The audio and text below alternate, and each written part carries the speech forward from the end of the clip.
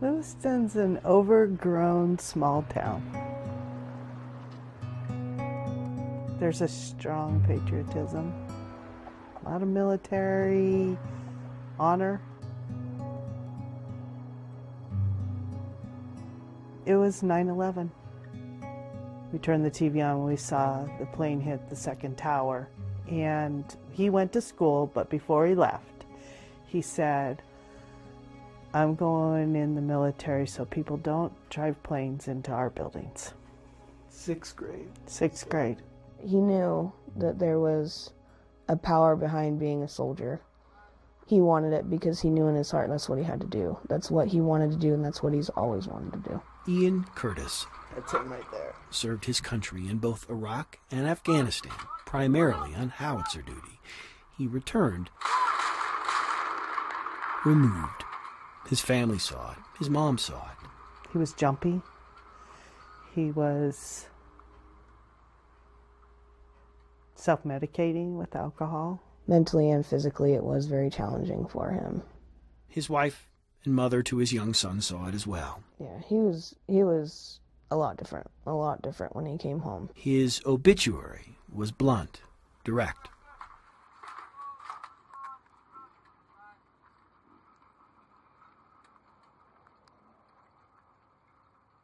That was important to me, to let's be real about this, people. Let's just be real.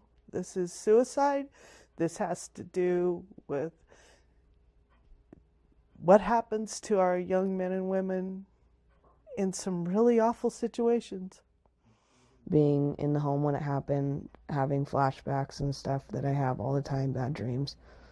It's not easy, but I just got to learn to cope with it because I have a son that can't see me like that. It's time that we all step up and start helping each other, because if we don't do it, nobody else is going to do it. Every week, I'm talking probably at least once, twice a day with veterans that I don't know. I feel like I need to help them. I've been in their shoes. The low points are when you don't want to live anymore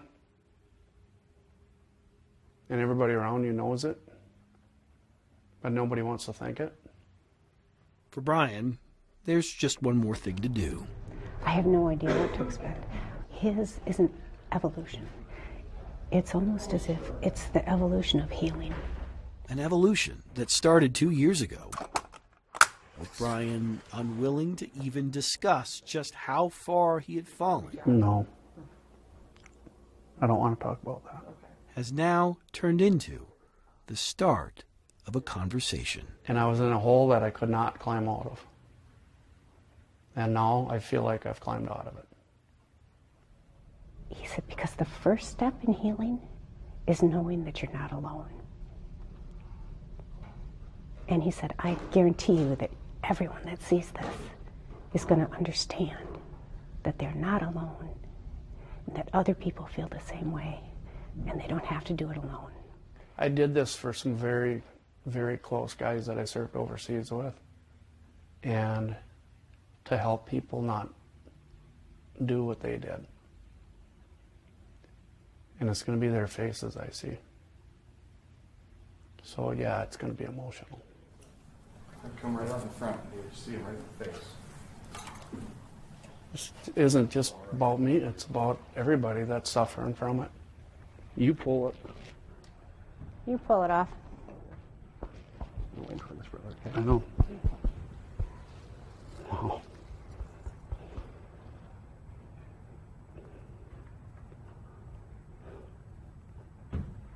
You hit it. Better than I thought you could. Really? Yeah. I love it. Good. I really do. I gotta show you something. This is the first one of us out of my unit that killed themselves. Is that your friend? It's one of the best friends of my life. It looks like him. Yep.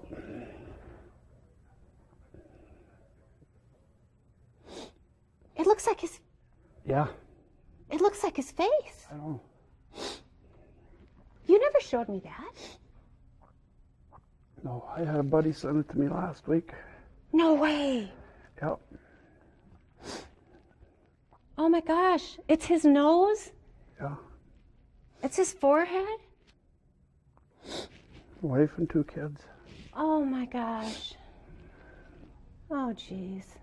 Anita sculpted this, knowing different people would see different things. She's never seen that picture before. Not many people have. Brian's friend. A picture so personal, he wouldn't even show it to us. Families will be able to come to it. It'll be a good thing for everybody. So, it's not a pleasant conversation.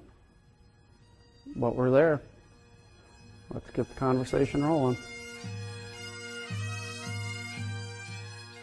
A 2-year journey. It takes great courage to open one's heart. He was willing to share with me enough of his story so that I could translate what he did and what he felt and what he feels every day into something physical.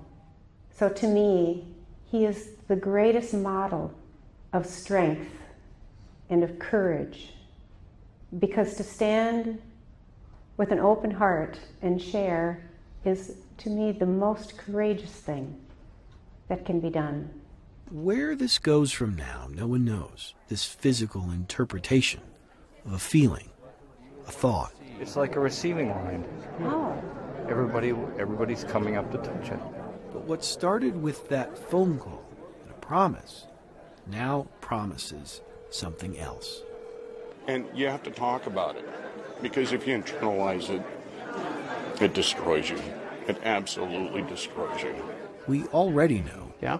It's saved at least one life. You could say that.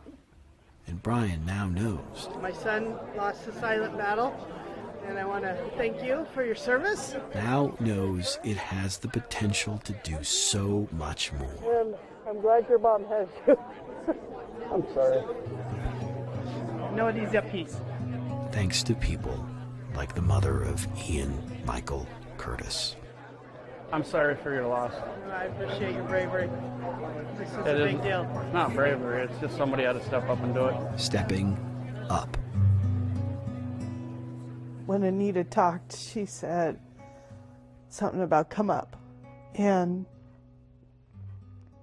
it's a magnet, and energize it. And I embraced it for my son. And I wanted to have that love matter, you know. In the space between thought and word, some will find a voice. Because if I can save one more family from having to deal with what I had to deal with, or the family dealing with what they had to deal with, it's very important to me that that happens. Love you.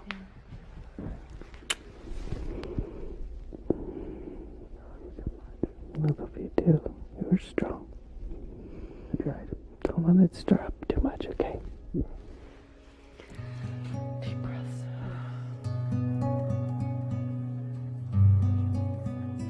I'm hoping that people will feel that this brings to life their own story.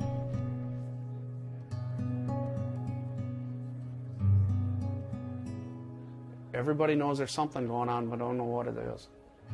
And it's easier to ignore it than to face it. It's all not for nothing, you know. Let this matter and take it forward.